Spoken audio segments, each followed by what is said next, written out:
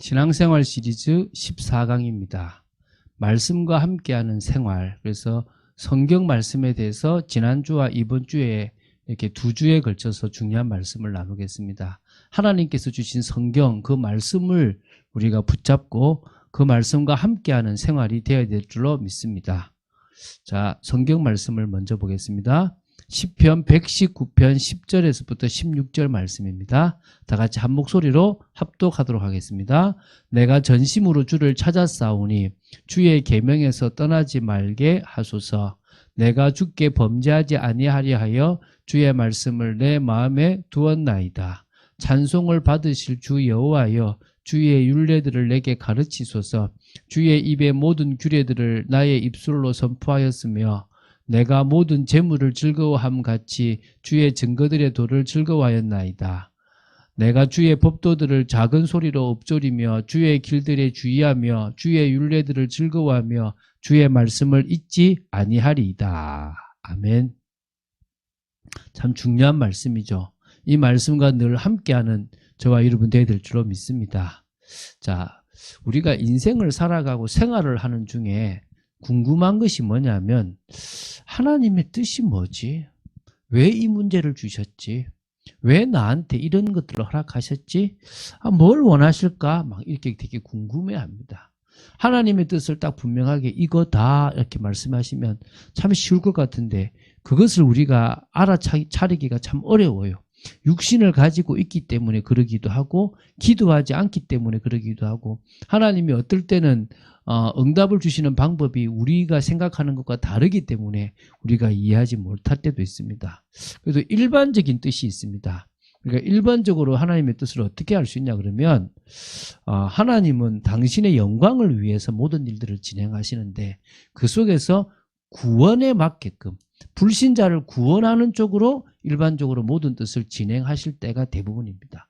그럼 구원받았다 그러면 그 사람이 구원의 축복을 알고 누려서 정말 하나님의 사람으로 온전히 세워지고 복된 사람으로 세워지는 쪽으로 모든 것들을 진행하고 있어요.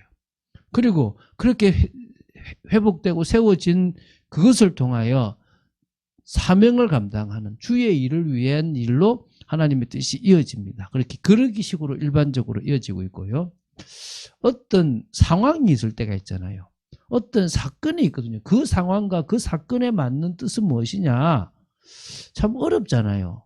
내게 손해가 된다 그러면 이익 쪽으로 막 갈라 그러고 또 순간적으로 놀라면 막 안정되는 쪽으로 갈라 그러거든요. 근데 찾아보십시오. 복음에 유익한 방향이 하나님의 뜻이에요. 복음에 유익한 쪽으로 풀어가시는 게 하나님의 뜻이라고요. 그리고 영혼을 살리는 방향이 있다는 거예요. 하나님은 그 영혼을 살리는 방향 쪽으로 모든 일들을 진행하지 갈등하고 무너지는 쪽으로 가지 않는다는 거예요.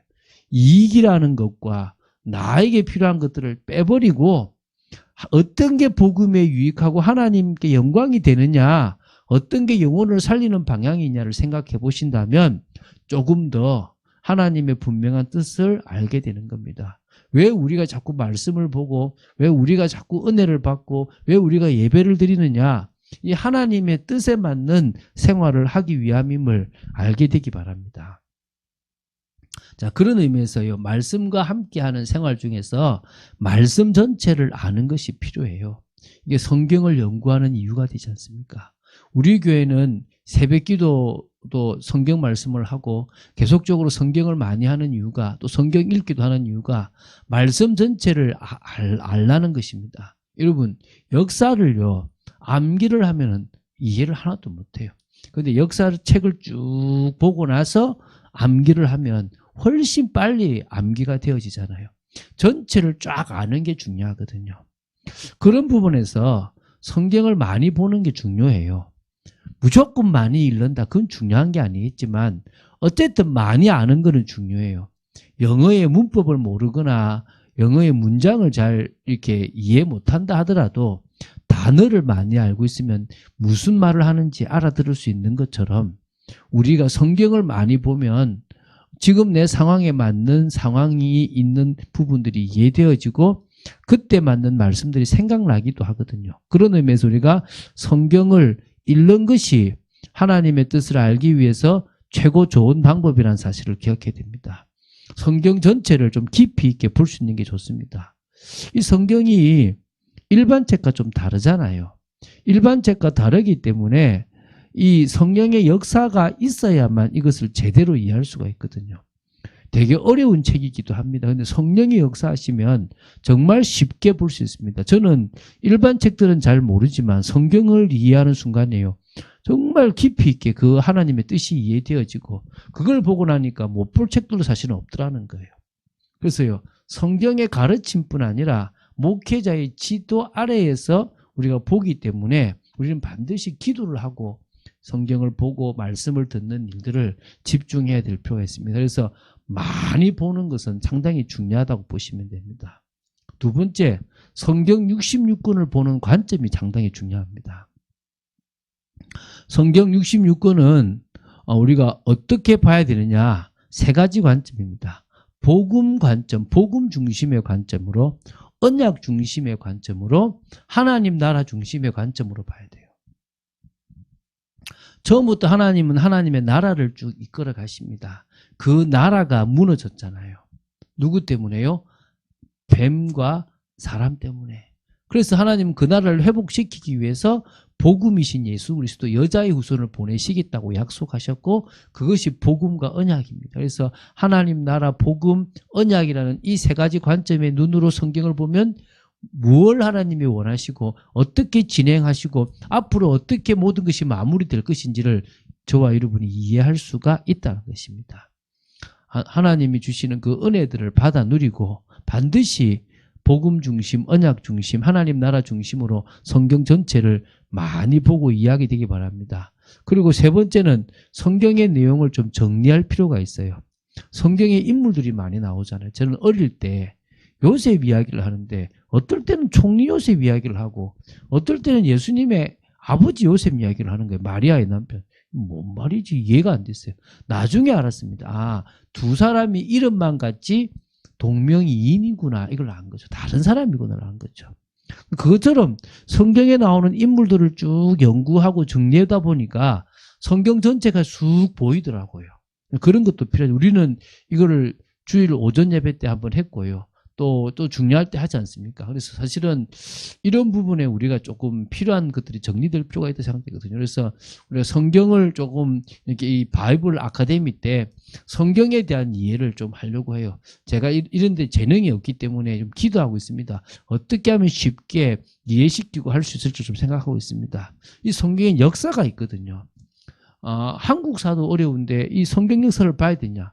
한국사는 몰라도 되는데 성경 역사를 알아야 돼요. 그럼 모든 사람이 네가 한국 사람인데 한국 역사를 모르면 어떻게 하냐? 예, 물론요 알아야 돼요 당연히. 그러나 기준으로 하나를 선택한다면 저는 여러분에게 성경 역사를 알아라 하고 싶어요. 왜? 그 역사 속에 하나님이 진행하시고 앞으로 진행할 게 보이는 거예요. 그 일에 하나님이 쓰시는 부분들이 또 대한민국이라는 나라가 지금 쓰여지고 있구나까지도 이해될 수 있는 거예요. 그래서 성경에는 역사들을 우리는 알 필요가, 정리할 필요가 있습니다. 그 속에 교리가 있거든요. 여러 교리들을 좀 정리할 필요가 있어요. 사실은 이 교리를 제대로 좀 정리해 놓으면요 되게 좋아요. 정말 올바른 구원관부터 시작해서 하나님에 대한 부분들, 또 진짜 이렇게 예수 그리스도에 대한 것, 인간에 대한 것도 쫙 정리, 교회도 그렇고요. 다 정리해 놓으면 좋습니다. 저는 여러분이 좀 권하고 싶어요. 기독교 강요라는 책이 이런 교리 중에서는 참 좋은 책인데 되게 어려워요. 그러니까 어려운 내용인데 그걸 또 번역해 놓으니까 더 어렵거든요. 그래서 저는 만화 기독교 강요라고 생명의 말씀사에서 나온 책이 있는데 그 책이 2권으로 되어 있는데 만화치고는 재미없지만 일반 책보다는 훨씬 재미있게 기록해 놨기 때문에 한 번쯤은 볼 필요가 있다고 봅니다. 그래서 여러분들이 그런 것들을 통해서 좀 여러분 자신의 교리들도 정리하게 되길 바랍니다. 자, 그러면서 이제 두 번째 우리가 말씀과 함께 하기 위해서는 이 말씀을 마음에 두는 노력이 필요해요. 그게 복 있는 사람이 될 수 있거든요. 말씀을 내 마음에 두면 잘 박힌 못처럼 있으면 상황에 또 문제 속에 그 말씀이 기준이 되어져서 인도받을 수가 있단 말입니다. 그래서요, 하나님의 말씀이 기준이란 말이에요. 여러분, 하나님의 말씀만큼 중요한 기준이 어디 있습니까? 그 말씀을 따라서 우리는 인도를 받을 수가 있다는 사실을 기억해야 됩니다. 이게 무슨 말이냐 그러면요. 여러분 잘 생각해 보십시오. 시편 119편을 보면요. 하나님의 말씀을 증거, 율례 여러 가지 말로 정리해놨어요. 176절이나 될 만큼 기록해놨어요. 너무나 중요한 말씀들이 많아요. 오늘 우리가 봤던 말씀처럼요. 전심으로 주를 찾아 싸우니 주의 계명에서 떠나지 말게 하소서. 주께 범죄하지 않게 하려서 주의 말씀을 마음에 두었습니다. 찬송을 받으실 주 여호와여 주의 율례들을 내게 가르치소서. 주의 입의 모든 규례들을 나의 입술로 선포하였으며 내가 모든 재물을 즐거워함 같이 주의 증거들의 도를 즐거워했나이다. 내가 주의 법도들을 작은 소리로 읊조리며 주의 길들에 주의하며 주의 율례들을 즐거워하며 주의 말씀을 잊지 아니하리이다. 이렇게 계속 이런 식의 고백들이 되어지고 있거든요. 그중에서 시편 119편 105절은 참 중요해요. 주의 말씀은 내 발의 등이요 내 길의 빛이다. 내 인생의 기준이 되는 말씀입니다. 올바르게 걸어갈 수 있도록 만들어 주십니다. 이 말씀인 거죠. 디모데후서 3장 16절부터 17절은요. 살아있는 이 말씀은요. 우리가 구원을 얻기에 필요한 말씀이고 또 구원에 이르는 중요한 말씀이죠. 교훈하고 책망하고 바르게 함과 의료교육하기에 유익하고 하나님의 사람으로 온전케 하며 선한 일을 행할 능력을 갖추기에 부족함이 없는 책이라고 분명히 말씀합니다. 그 말씀은요. 히브리서 4장 12절에 살아있는 말씀이고 활력이 있는 말씀입니다. 좌우에 날이 딱 서 있는 것보다 더 예리하여 우리의 영과 혼과 육과 관절과 및 모든 것을 찔러 쪼개기에 부족함이 없는 책이란 말입니다. 그래서 이 말씀이 딱 기준이 되면 돼요. 그러면 말씀에 마음에 둔 부분이 되는 겁니다. 하나님의 말씀을요. 주야로 묵상하면 돼요.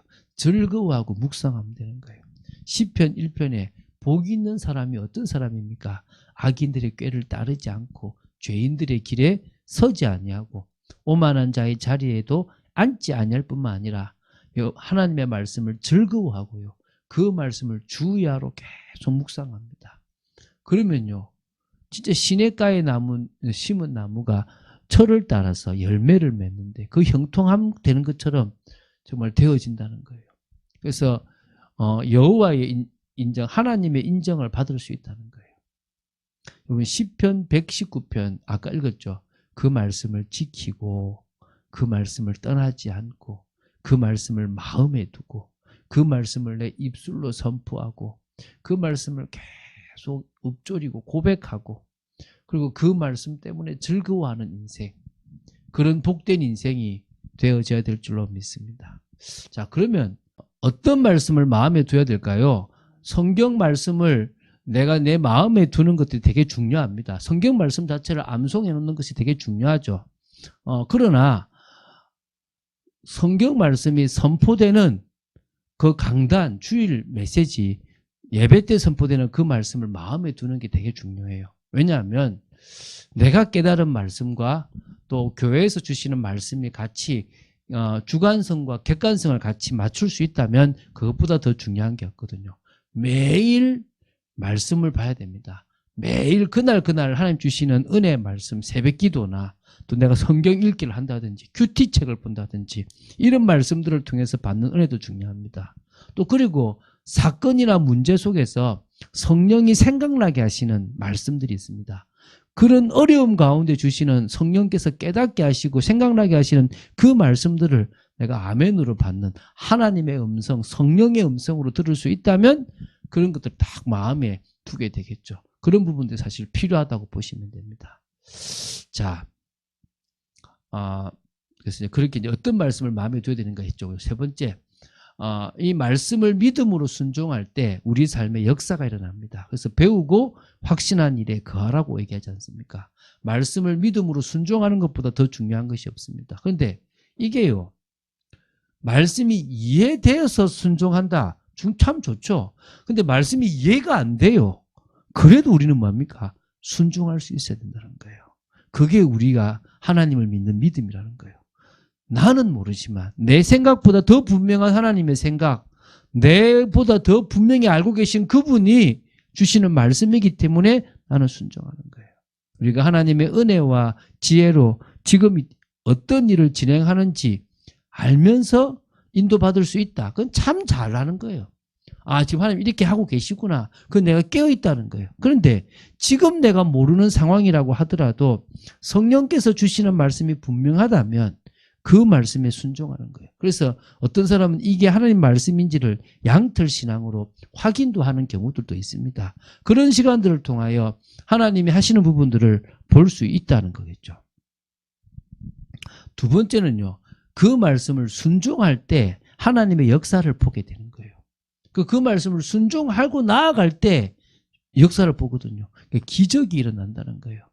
하나님의 기적이 우리 삶에 일어나는 거예요. 우리가 볼 때 기적이지 하나님 보실 때는 아무 기적이 아니에요. 그런 얘기가 있지 않습니까? 개미들이 수백 마리, 1000마리 많은 그 개미들이 막 나가서 뭘 가지고 옵니까? 먹이를 가지고 와요. 그걸 너무 힘들어 보여서 제가 그 개미 집 앞에다가 밥 한 공기를 탁 이렇게 부어놨어요. 이렇게 흩어나면 개미들이 나와서 뭐라 하겠습니까? 야, 기적이 일어났다. 우리 집, 우리 이 앞에 이 먹을 것이 막 한가득 있다 그러잖아요. 저한테는 그거 밥 한 공기 놔두는 거 아무 문제 아니에요. 이렇게 뭡니까? 한 다라이, 이렇게 한 바가지를 놔둘 수도 있어요. 그런데 개미한테는 그것이 기적이에요. 하나님이 우리한테 행하시는 일들은 아주 쉬운 일일 수 있습니다. 홍해를 가르시고 요단을 가르시고 여리고를 무너뜨리고 해와다를 멈추시고 죽은 자를 살리시고 대적을 무너뜨리시는 일은 하나님께는 아무런 어려움이 없습니다. 우리가 볼 때는 기적이죠. 근데 그것도 안 될 것 같지만 말씀을 믿고 순종하면 나아가면 그런 일이 벌어지는 거예요. 그리고 뭡니까? 그 순종할 때 하나님의 뜻이 이루어지는 거예요. 하나님의 나라가 순종하는 그 사람 속에 임하고 그 사람을 통해서 영혼을 살리고 현장을 바꾸게 되고요. 하나님의 이름이 높아지는 그런 일들이 벌어진다는 거예요. 가만히 보면 그런 부분에 하나님이 해나가시는 역사들이 사실은 있다는 겁니다. 그래서 우리는 순종할 때 기적이 일어나고 순종할 때 하나님의 뜻이 이루어지는 그런 하나님의 역사를 보게 된다는 사실을 기억해야 됩니다. 하나님의 말씀에 순종했던 대표적인 사람들이 있습니다. 우리는 그분들을 보면서 할 수 없는 상황이 해야 되겠죠. 마리아가 천사가 나타나서 너가 아이를 낳을 것이다. 한 번도 남자하고 잠을 자보지 않았던 여인입니다. 성관계를 가져보지 않았던 거죠. 그런데 뭐요? 아이를 임신했고 그것 때문에 자신은 죽을 수도 있습니다. 그런데 누가복음 1장 38절에 뭐라고 얘기합니까? 주의 여종이 오니 말씀대로 내게 이루어지다. 이건 순종할 수 없는 상황에 했던 순종입니다. 이 정도로 마리아는 이 말씀에 순종했고 여인 중에 가장 복받은 여인이 되어졌다는 겁니다. 저 캐톨릭처럼 막 이렇게 뭡니까 마리아를 숭배할 필요는 없지만 그러나 여인 중에 가장 복받은 여인으로 존경할 필요는 분명히 있다는 거예요. 베드로도요. 자신의 경험을 내려놓고 순종했습니다. 누가복음 5장 5절에 밤이 새도록 그 갈릴리 바다에서 고기를 잡지 못했던 그 베드로가 예수님이 깊은 데로 가서 그물을 던지라 그 말씀에 밤이 새도록 수고하였을 때 잡은 것이 없지만은 말씀에 의지하여 내가 그물을 내리리이다. 당신의 말씀에 내가 순종하겠습니다. 이거죠. 어떻게 됐습니까? 그물이 찢어질 정도로 많았다는 거예요. 하나님이 그렇게 일을 행하신 거예요. 우린 그것을 믿는다는 겁니다. 바울은요. 택함을 받을 때 다메섹에서 택함을 받을 때 하나님은 아나니아라는 사람에게 나타나셔가지고 사명을 주십니다. 이 사람은 이방인과 임금들과 이스라엘 백성을 위해서 택한 나의 그릇이다. 그게 사도행전 9장 15절이죠. 바울은 그 말씀에 순종하여 일평생을 그렇게 달려갔어요. 그래서 사도행전 20장 24절에 내가 달려갈 길과 주 예수께 받은 사명 곧 하나님의 은혜의 복음을 증언하는 일을 마치려 하면은 나의 생명조차 조금도 귀한 것을 여기지 아니하노라 그랬습니다. 이 정도로 순종의 삶을 살았던, 그래서 하나님이 최고의 전도자로 그를 삼아 주셨다라고 보시면 되겠죠. 이런 의미에서요, 정말 우리가 순종했던 대표적인 사람들이 많고요. 우리 역시도 그렇게 순종하고 나아가면 될 줄로 믿습니다. 결론 맺겠습니다. 임마누엘이 뭐냐? 말씀과 함께 하는 생활이 진정으로 참된 임마누엘입니다. 하나님은 우리가 말씀과 함께하는 임마누엘, 진정으로 말씀이 가라면 가고 말씀이 서라면 서는 주님과 동행하는 복된 삶을 살아가기를 원하시는 것입니다. 그 삶을 기쁨과 감사함으로 살아가고 싶습니까? 그렇다면 진정으로 이 말씀에 순종하는 복된 삶을 기쁨과 감사함으로 살아가는 여러분 되시기 바랍니다. 그럼 그것이 임마누엘이 되어집니다. 그런 축복을 누리는 여러분 되시기를 주 예수 그리스도 이름으로 축원드립니다. 주는 그리스도시요 살아계신 하나님의 아들이심을 고백합니다. 저희들이 말씀과 함께하는 복된 생활을 할 수 있게 되기를 바랍니다. 말씀 전체를 제대로 알고 그 말씀 속에서 우리에게 주시는 그 말씀을 마음에 담고 또 그 말씀에 순종하는 그런 복된 삶을 살아가는 중에 참된 임마누엘의 축복을 누리게 하여 주시고 또 하나님의 칭찬을 받을 뿐만 아니라 하나님의 역사가 우리 삶 속에 있기를 간절히 소원합니다. 감사드립니다. 주 예수 그리스도 이름으로 기도드립니다. 아멘.